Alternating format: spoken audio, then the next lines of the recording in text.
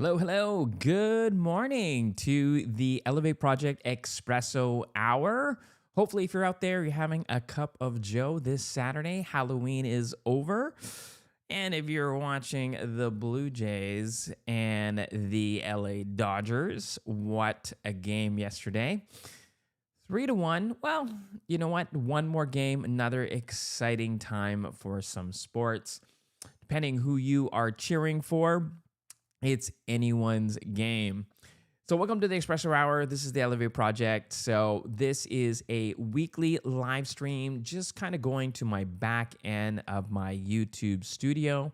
Just kind of see how the week is going as I try to revitalize the YouTube channel, the Elevate Project. Been ups and downs. And for those of you that haven't watched episode 1 or episode number 2, this is just my journey as the Elevate Project YouTube channel was dormant for a while, did get demonetized just to lack of watch hours. And so there was some choices that I wanted to make, either A, revitalize or start a new channel. So this is just a weekly update on what went well, what opportunities or what didn't go well, and also just a plan for the week. And so we're going to jump right into my analytics and go back as I kind of take a look. Before I do that, I am just going to go to my YouTube studio.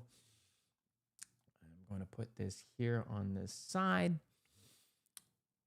And analytics. Perfect. There we go. So let's switch off here. And as you can see, when it comes to my channel, I'm going to change this to the last 7 days. So from last Saturday. So from things that went well this week, there's 3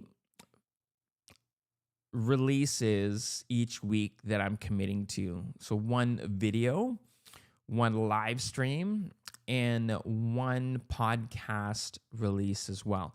So kind of going back to that, the channel has been built on tech videos, content creation, and originally was for people working from home and elevating virtual presence while presenting online as we kind of went on Zoom and WebEx and Teams, etc. It's kind of really expanded, but really the heart of the channel is reviews, gear guides, and content creation. So the 1 video per week is really the video that I've been working on to revitalize the channel. The live stream is something that I've always wanted to do, and this is the 1 live stream per week that I've committed to, and wanted to also release live streams just on reactions, just things on release, things like the Meta Oakley Vanguards, the new iPhone, the cameras that I'm using that are fairly new, and just kind of my reactions to it, or my first kind of thoughts, and kind of take you on that journey. The other thing that I'm looking at is podcasts. So podcasts is a feature within YouTube that I wanted to utilize more. And so I have a 2nd season coming out. And there's kind of 2 ways to release the podcast. You can either release it as a new video and pops up in your main feed, or you can add it on into as an unlisted. But when you release it, you choose the podcast feature. And that theme is also kind of based on, hey, the revitalization of the channel, also kind of going through in-depth steps of what I've been taking in a general optimization way, kind of my strategy and whatnot. So if you're interested in that, check out the podcast. There's about 3 episodes right now. That does take a little bit of time. So looking at my analytics, So for the past 7 days, the views are looking good. It's about the same. It's in green. It's not in negative.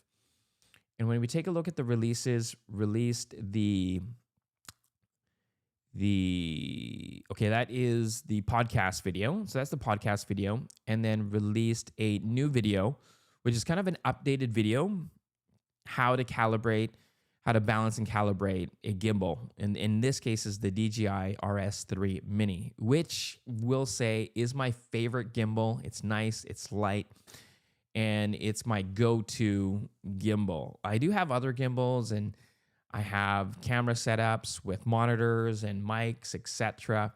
Those are heavier and cumbersome, and that's something that I want to use for long shoots.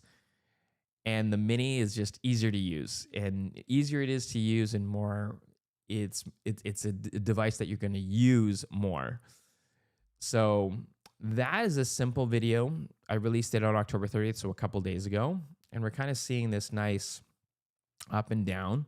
Looks like we're averaging, about, what is it? I guess like 200, 180 views per day, and 1,300 views. So I'm good with that.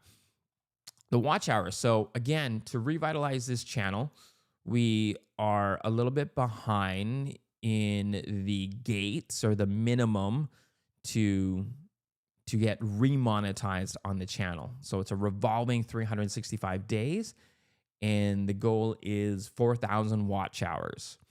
So this is kind of a number I'm kind of looking at to see, where are we at? Are we increasing over time?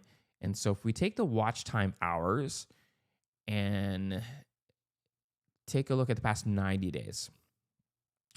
So we're seeing, not very many watch hours. And then we got some nice spikes as we start adding more videos and live streams injected into the channel. And so in the last 90 days, 16% less than the previous 90 days. So if I go last 365 days, so I started dropping off around here, like November 23rd. So let's say that's like Black Friday or Black Friday season, and then into the Christmas time. And then really started dropping off in May. So this 365-day revolving is, we got a little bit of work to revitalize to get it back up to the watch hours. So this is kind of something that I'd like to see a little bit more consistency on. And when we take a look at the content that's getting me those watch hours, one, this is short, and shorts are great. It has its own metric. So I think it's, if we go to earn, shorts, public shorts will have its own column. And so when I'm looking at the watch hours, I'm looking more of the videos, the long form videos. And when we take a look at the last 7 days, which is nice to see, is that our newer videos is starting to get a little traction on the top 10 list. And why that's important to me is because as we re-release and revitalize the channel, it's more of the reason why I wanted to revitalize the channel versus starting a new channel is blending the current subscribers with newer subscribers, because it's the same content, and really start to get more traction as they both view newer content. So with the older content, obviously they've watched those videos if they've been coming along for the journey. And so that is kind of an aspect where I like to see the newer content. So this was the Insta360 Go Ultra review, and we're going to do some update videos as well. Probably do like 5 things what I like about it, 5 things that I don't like about it, because there's a few things that are still kind of quirks about the camera in how I use it. Again, what works for me may not work for you. What doesn't work for me may work for you.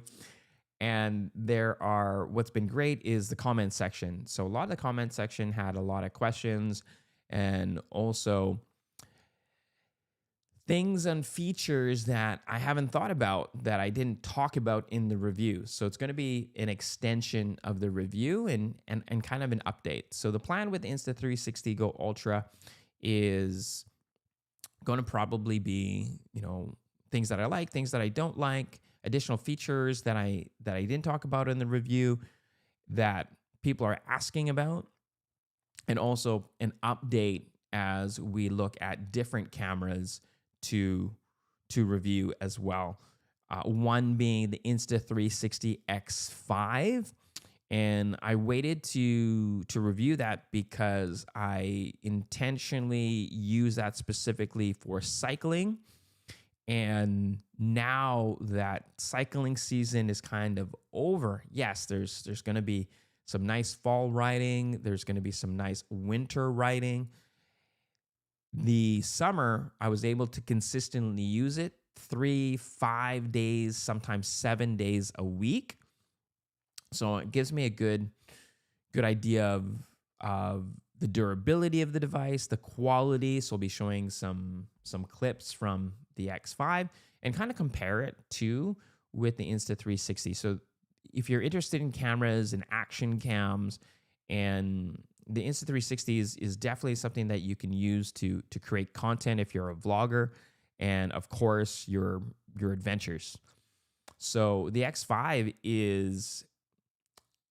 it's also kind of in that same kind of boat. I think you could use the Insta360 X5 as a vlogging camera. You can take it in places. It's still fairly small if you're in context to a mirrorless camera and with lenses, etc. I find that there is some good amount of accessories that you can get with the X5s. So yeah, we'll be looking at that as well. Okay, so let's go back into, and I'm just going to go full screen here so you can see the whole screen. So in my analytics here, this is it's number 2 for the last 7 days, again, which is great. And then I have some older content that's still getting views. So in the last 7 days is a video that I did, I think in 2022, 2023, which is still getting views today. And one of the reasons why I wanted to create an updated video, which is what I released 2 days ago, is because this one is trending from an older video that I created. So it's an update. This one's an update. This is a newer one. This is the older one. And I wanted to update it because there was a lot of comments. There's a lot of comments of how I shot the video. Again, a lot of great content. It's fairly similar. And I balanced a lighter camera, which was the Sony ZV-E10. And in the newer video, I balanced it with a heavier payload. So it was my Sony FX30 with a 16mm lens. Now that lens is not typically the lens that I would typically shoot with a gimbal. The lens that I typically would shoot with that particular gimbal is a 11mm lens, which is much smaller and much lighter than the Sigma 16mm lens. And so the reason why I did that is because in the first one, any light camera, it seems pretty easy. And for those people that have an FX30 or even an A7 IV, FX3, A7S3, and want a light gimbal and not have to get a larger gimbal, I wanted to show that the RS3 Mini can handle that payload. So that's the update there. Okay, going back and forth here. The nice thing as well is we can see that here is a newer video. So this was in October last month, and it was about the Oakley Meta Vanguards and getting views there. And then an older video, newer video, newer video. So getting a good mix of what's working. And the goal is really to just create more content. I think this week, when we're taking a look at views for the last 7 days, the big spike here and the big spike here is obviously in the YouTube when I'm releasing a video. So things to think about as I talk about my action plan for the rest of, for the next 7 days. Subscribers, so this is kind of an odd one. So I've hit the minimum, which is, again, I'm not too worried about, because I know that there's going to be people that have subscribed in the past that may not link the newer videos that I'm releasing, which is okay. I want to still serve the viewer in mind.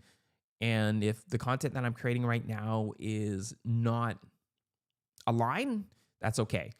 And want to continue to grow the channel. So subscribers is still a focus. Now, from my understanding from YouTube today versus, 2 years ago, before I went dormant, is that subscriber number is not as important as the watch time and the views, because how the YouTube algorithm is kind of working today, even if you didn't subscribe to my channel, but you've watched 2, 3, 4 videos consistently, my channel will still start showing up on your feed. Where in the past, unless you subscribed, then you wouldn't see the videos on your feed. So it's going to be interesting. The subscriber list is still important to me, and it just kind of helps validate I am serving and people are getting value in the content that I'm creating. So when I look at 2,736 subscribers, I look at that as 2,736 people that are committed or supporting me and watching my channel. And that's validating that the content that I'm creating is aligned for what they are looking for and needing and helping. So yeah, it's not my main focus, but it's kind of aligned. It's kind of one of those metrics where if that's moving up, it kind of validates. But the two metrics that I'm looking at is views and watch time. And so that gets us to kind of where I'm at with content. I'm creating more content and creating videos and live streams are my two main focuses. Shorts, as you can see, it's not a big focus for me. I may start to break up the podcast and maybe some videos, but I want to make sure that it's still aligned to the heart of the channel and not deviate too much. Because if people are coming in and looking for my shorts and it's a one-off short, I may not be helping a lot of people if I'm not creating a lot of shorts. So the videos is kind of my focus. Now, creating the content or choosing the content that I'm making, just kind of share kind of my strategy, which is kind of an extension from the podcast, is I'm taking a look at analytics of what work. I use Notion as an idea list, and I'll just kind of throw ideas. However, I'm starting to look at these things that call brainstorm video ideas.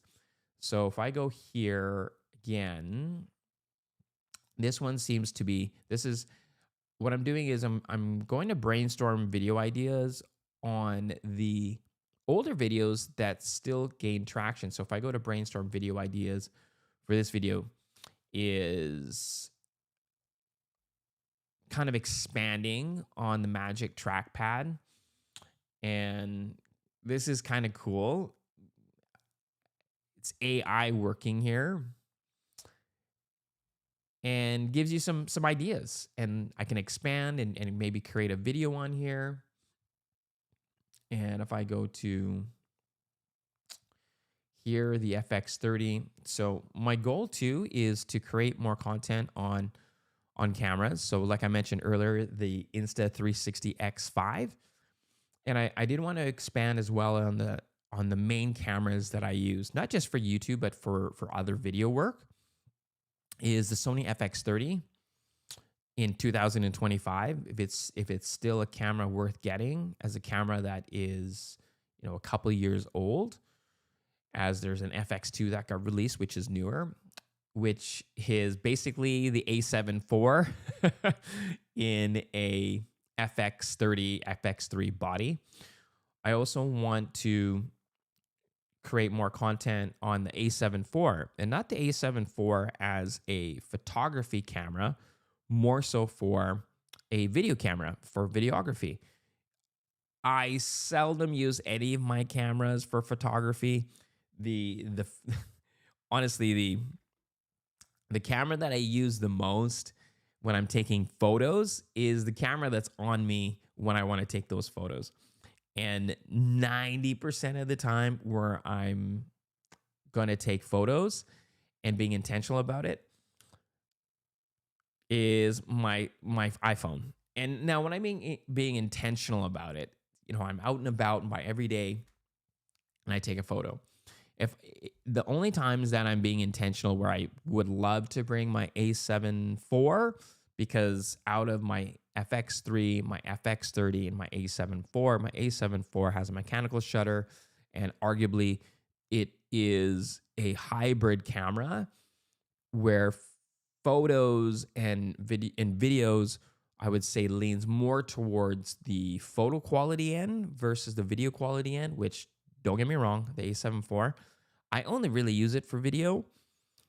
However, when you take a look at the FX30 and the FX3, the ergonomics, the button placement, it's more focused for video work. So yeah, the A7 IV, I'm going to be talking about again, just the cameras that I have. Is it still great cameras for 2025? Or is there cameras that I would want to upgrade to? And currently there isn't. I love the setups that I have. I think Sony is in a position where they need to come out with a release that's something pretty great, as other camera companies like Nikon and Canon, especially in the video world, videography world, where their cameras are just coming up to the plate and really getting really great when it comes to color science and the quality of video, all those type of things. And Sony kind of likes to repackage their cameras. So I think the really great camera that kind of put Sony on this path for mainstream market now versus in the past is the A7S III, just a low light king video centric camera. And then what they did was they took the A7 III and put it in the FX3 body, and that's what the FX3 really is. And it's a low light king. I love that camera, and I use that for my professional work. I have used it, when I mean professional work, just for, I have a videography company as well. So because of the low light capability, and it's typically my A cam, or the main camera that I use there. And then you have the FX6, FX9, and you get into the higher market, the higher cameras. And then the FX30 is an APS-C camera. Now, I have the Sony ZV-E10 and APS-C or Super 35. The FX30 has just been an amazing camera for me, really an all-round camera where you have webcam capability and all these things. And then the A7 IV, the A7 IV was really kind of that bridge for me to get into photography. And the A7 IV has been great. It is in most scenarios, I shouldn't say most, in some scenarios, it's my A cam in my videography business just because of I love the sharpness, and FX3 is great. But when I have professional lighting and I have a scene that's fairly lit, I do like the image out of the A7 IV in most cases. It's just a bit sharper, which is what I like as an A cam. Now, this is, and the FX at the A7 IV is what I'm actually using right now. Geez, as for my live stream. And the reason why I like the A7 IV and the FX30 for live streaming is, and for virtual presentations, is because it does have a webcam feature. You can plug it into a computer and it sees it as a webcam. And in this case, I have it through OBS, and I don't need to have an HDMI switcher or anything like that to get the video working online. Okay, let's go back. So if I go to the brainstorm here, this is more specifically with SD cards, and there is some great, actually these are actually not bad, you know, budget versus performance, future-proofing your FX3, FX30 media storage, data corrupted, choosing reliable FX3 media.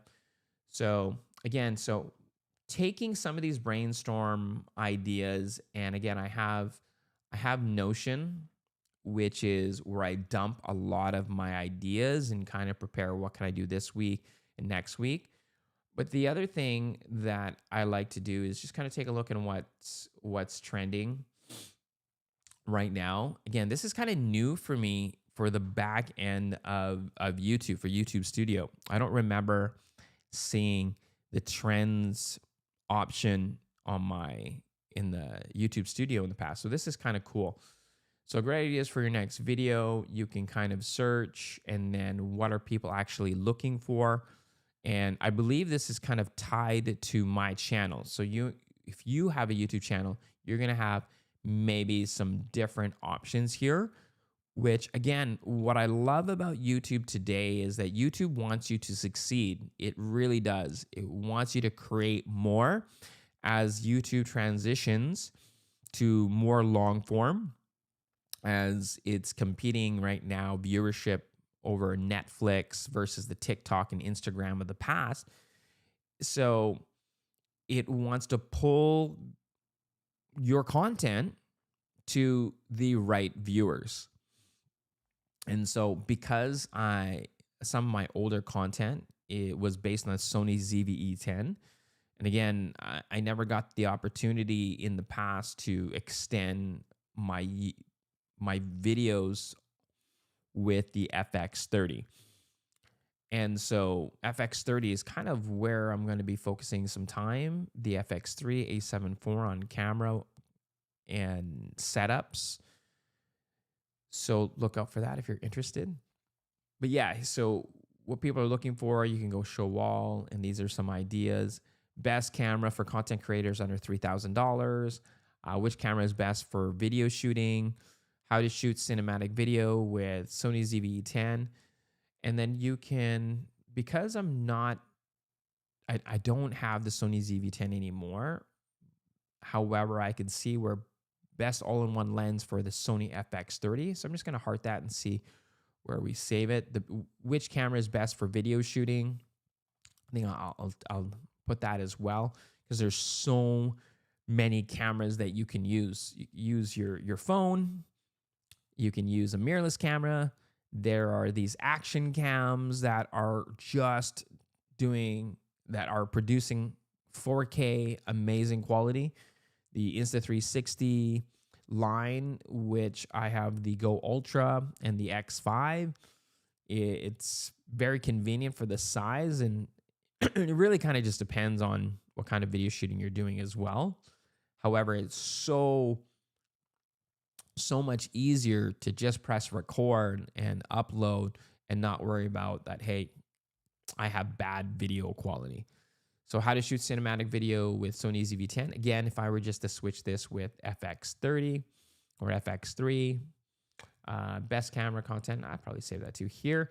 So here I did do a video on my Tesla Model 3 when I first got it.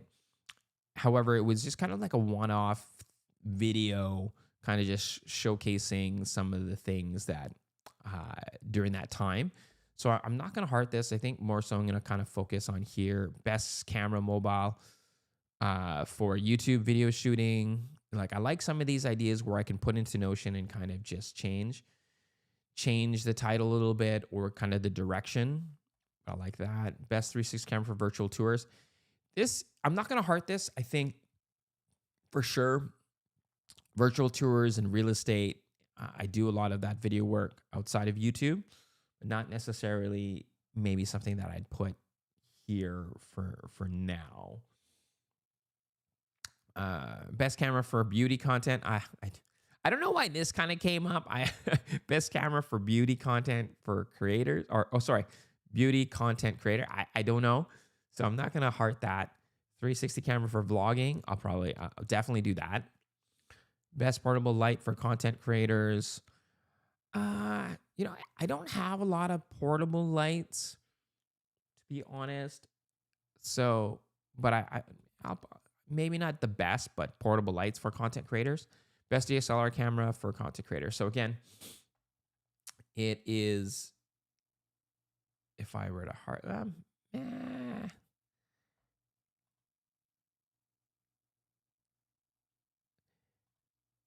So if I go to inspiration,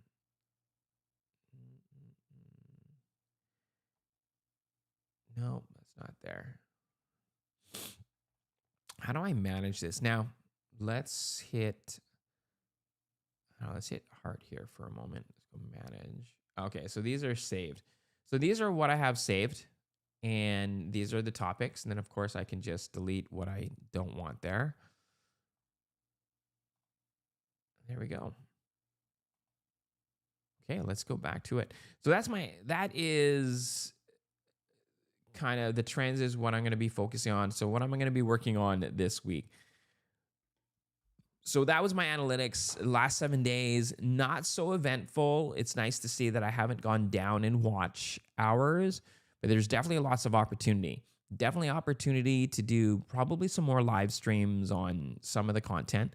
And what I might do is actually do some live streams leading up to a camera review release or a release of a video. So for instance, the X5, I'll probably do some live streams as I start using it and before I create the full video for review for it. The podcast, again, I'm not going to be doing more than one episode per week for that. So I think there's some opportunity where I can break up some content. But this week I will continue not to touch shorts. I will still continue on the path of doing one video, one podcast, and dedicated to one live stream. I think the only difference is I may add some additional live streams and also just to get some comments and ideas of what people are looking for outside of how I'm reviewing it. So for the X5, again, I'm probably going to take a look at it from a vlogging standpoint and from an action cam standpoint. So specifically for cycling, especially for people who are doing cycling content, cycling has been a passion of mine. However, it's not going to be a focus of this channel. So what I've actually ended up doing is creating a separate channel. Again, nothing that is, I think, as consistent as this one. It's based on a podcast. So if you love podcasts and you like cycling, check out Last Wheel Cycling. Now that one is in partnership with a friend of mine who has like over 20 years of experience. And so we've done our first season of the podcast And we're also going to be creating some videos and content for that channel. One thing about the channel, which is really exciting, is that we've released a lot of shorts that were created from the X5 as well as the Insta360 Go Ultra. And it's been getting really great traction from a shorts perspective. And we're trying to build traction for the long form content for the podcast. But anyways, if you're interested in that, definitely check out Last Wheel Cycling. But when it comes to this channel, for the focus for the week is to hit those 3 videos. It's a new month. There shouldn't be any issues to stay consistent on that. And looking to see, and if you take a look at that trend over the 365 days, we're gonna hit some low watch hours over 365 days, just because of those months that were really, really low and dormant. So it'll be really exciting to turn that around. So if you want to follow me on this journey and you want to check that out, and please let me know if there's any questions that you have, or in regards to strategy and gear and types of videos, that would be amazing.